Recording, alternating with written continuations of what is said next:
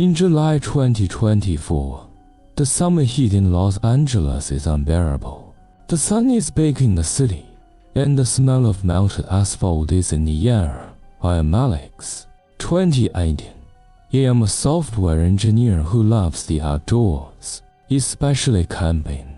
My girlfriend Maya, 27, an energetic elementary school teacher, and my best friend Chris, 29, a college friend who is now a freelance photographer who loves to document life with a lens, and his girlfriend Lily, 26, a gentle nurse who always wears a warm smile. We are all tired of city life and long to relax in nature. So we decided to escape the hustle and bustle and head to a remote campsite in the Sierra Nevada mountains of California for a moment of peace and freedom. The destination we chose was a little known campground deep in the Sierra Nevada mountains, far from the hustle and bustle of tourists and traces of modern civilization, famous for its magnificent mountain views, lush pine forests, and clear streams. This place has been called an isolated paradise by netizens. I found it during a chance search, and the few words in the comment section are full of temptation, secluded, peaceful, and pristine. This is exactly what we were looking for. On the day of departure, the sun was shining brightly, and we stuffed the back seat of the car and drove out of Los Angeles. The hustle and bustle of the highway was gradually replaced by winding mountain roads, lined by towering giant trees, and the sun shone mottled through the leaves. The car was full of laughter. Chris raised his camera from time to time to capture the view outside the window. Lily hummed a brisk song, and Maya and I discussed the upcoming adventure. A few hours later, we finally arrived at the campsite. The setting sun filled the valley. The lake was sparkling, and the fragrance of pine trees was on our noses. We got out of the car, took a deep breath of fresh air, and our faces were filled with excited smiles. However, we were unaware that beneath this beautiful land lay a creepy secret. It was almost dusk when we arrived at the campsite. We split up quickly, and Chris and I set up the tent, while Maya and Lily sorted out the gear and food. The tent was set up in an open meadow, surrounded by tall pine trees, and in the distance were rolling peaks. Once the tent was set up, we set up a campfire, and the fire jumped, reflecting everyone's smiling faces. Dinner was simple roasted marshmallows and hot dogs, but in this pristine natural environment, the taste was extra sweet. We sat around the campfire, sharing the trivia of life. Chris talked about a recent experience photographing wildlife, and Maya imitated the hilarious actions of her students, and laughter echoed in the valley. As night fell, the starry sky was like a huge black curtain, filled with twinkling stars. Lily looked up and sighed. "It's so beautiful here. It feels like I'm in another world." I nodded in agreement, but my eyes swept away unconsciously to the woods in the distance. The wind blew through the treetops, making a rustling sound, as if whispering something. I frowned, trying to shake off the inexplicable unease in my mind. After nightfall, we got into the tent, ready to rest. Maya and I were in the tent. Chris and Lily were in the tent. The aroma of pine, mixed with the smell of earth, was drowsy. However, in the middle of the night, I was awakened by a strange sound. The sound was vague, as if the people were whispering. I listened, and the sound seemed to come from outside the tent. I gently pushed Maya awake and whispered, "Did you hear that?" Maya rubbed her eyes and said in a daze, "Maybe it's the wind. Go to sleep." But I couldn't rest easy. I unzipped the tent and poked my head out. The moonlight shone on the grass, and the woods were shadowed. I picked up my flashlight, carefully walked out, and looked around. Suddenly, a blurry figure flashed behind the tree and disappeared into the darkness. My heart beat faster, and the flashlight in my hand almost fell. I hurried back to the tent, saying to Maya with a pale face, "I see a figure." Maya sat up, consoling. "Maybe it's an animal. Or maybe you're too tired to see." I forced a smile. "Maybe." But my voice trembled slightly. And that night, I couldn't sleep anymore. Later, Chris told me that he and Lily's tent was not calm either. In the middle of the night, he felt an inexplicable sense of oppression, as if someone were wandering outside the tent. He opened his eyes, held his breath, and listened carefully. Sure enough, there was a slight sound of footsteps outside, slow and heavy, as if testing something. He gently shook Lily awake and whispered, "There's something." Outside, Lily opened her eyes wide and grabbed his arm nervously. The two were motionless, listening to the sound. The footsteps gradually faded away, eventually disappearing into the night. Chris picked up his flashlight and plucked up the courage to walk out of the tent. He circled the camp, the embers of the fire still glowing slightly, but there was nothing around. He frowned back to the tent, and Lily asked worriedly, "What is it?" Chris shook his head. "Maybe it's a deer or some other animal. Don't be afraid." But his tone was not firm. The two lay down again, but they could no longer sleep. The night wind blew, and the tent shook slightly, as if to tell some kind of unease. Early in the morning, the sun shone through the leaves on the grass, and we woke up one after another. I walked out of the tent to make a fire for breakfast, only to find that the fruit bags had been turned upside down, and the bread and apples were scattered on the ground, and the packaging bags had been torn open. I frowned and shouted, "Come and see everyone." Maya, Chris, and Lily gathered around, stunned to see this scene. Maya said uneasily, "Can't this be done by a bear?" Chris crouched down to check the ground and found some messy footprints. He frowned and said, "It doesn't look like bear footprints. It looks more like human footprints. And it's barefoot." Lily looked around, her voice trembling. "There shouldn't be anyone else here, right?" Despite the unease, we decided to continue with our plan. After breakfast, we packed up and decided to take a walk in the nearby stream to admire the natural scenery. The water was crystal clear. The sun was jumping on the water, and Chris picked up his camera to capture this beautiful moment.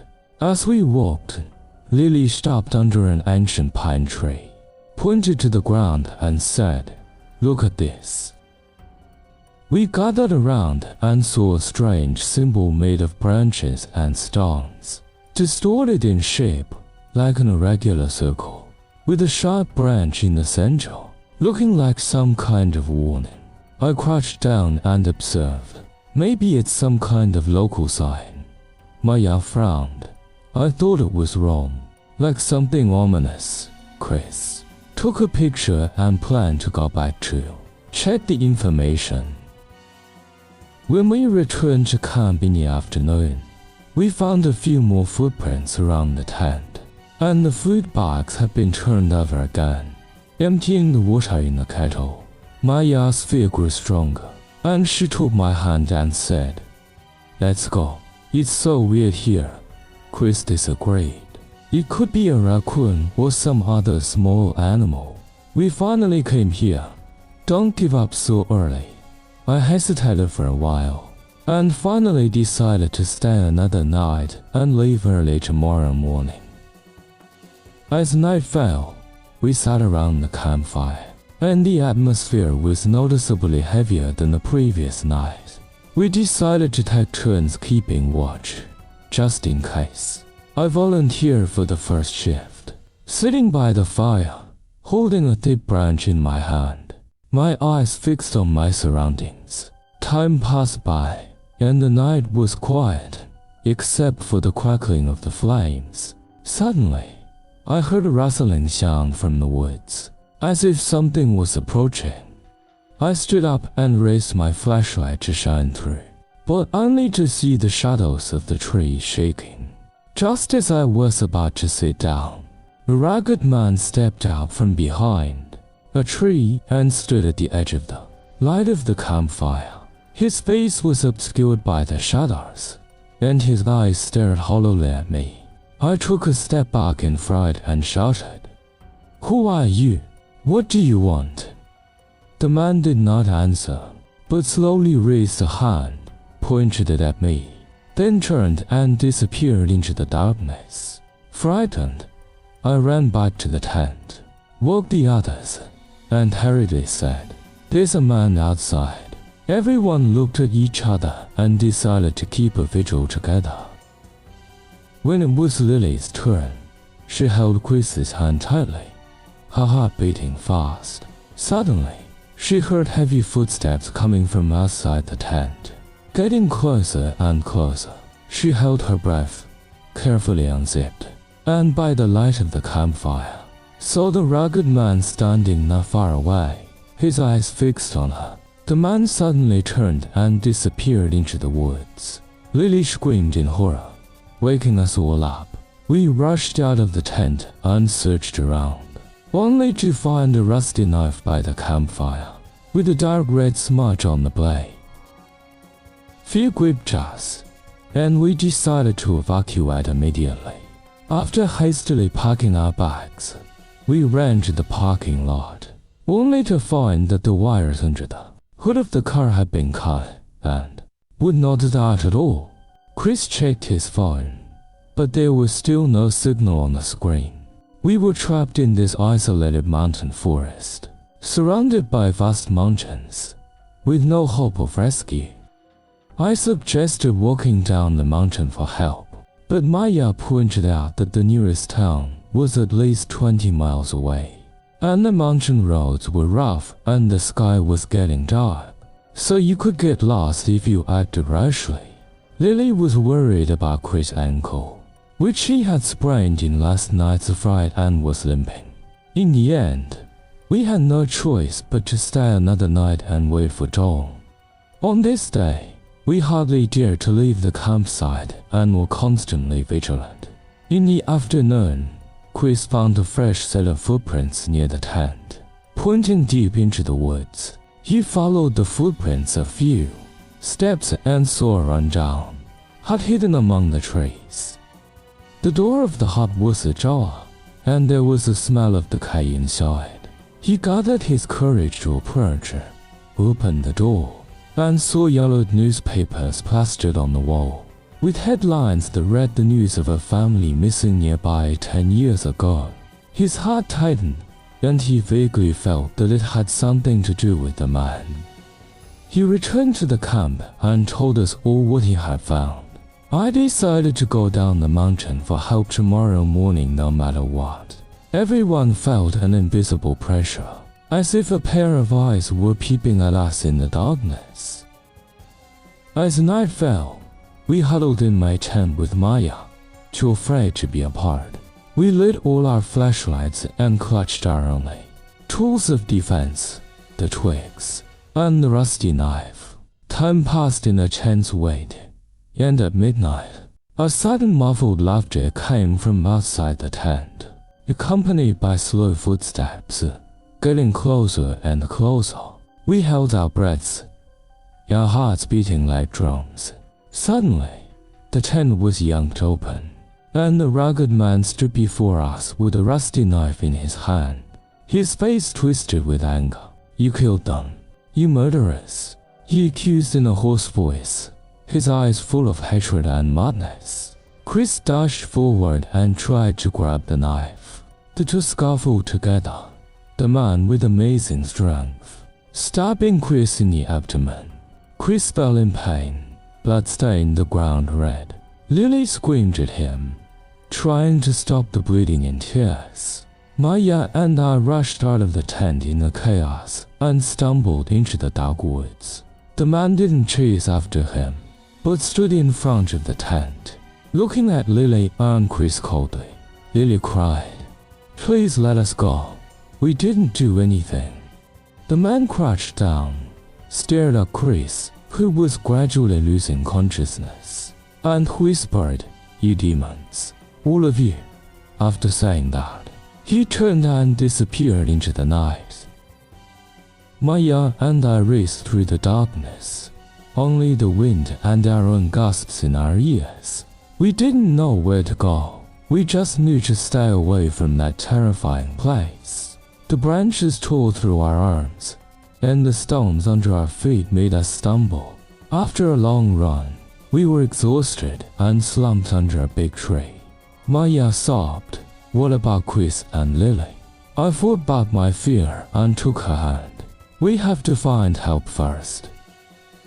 At dawn, we found a hidden path. After walking along the path for several hours, we finally saw the lights of a small town in the distance. We ran into the town's police station and called the police, trembling.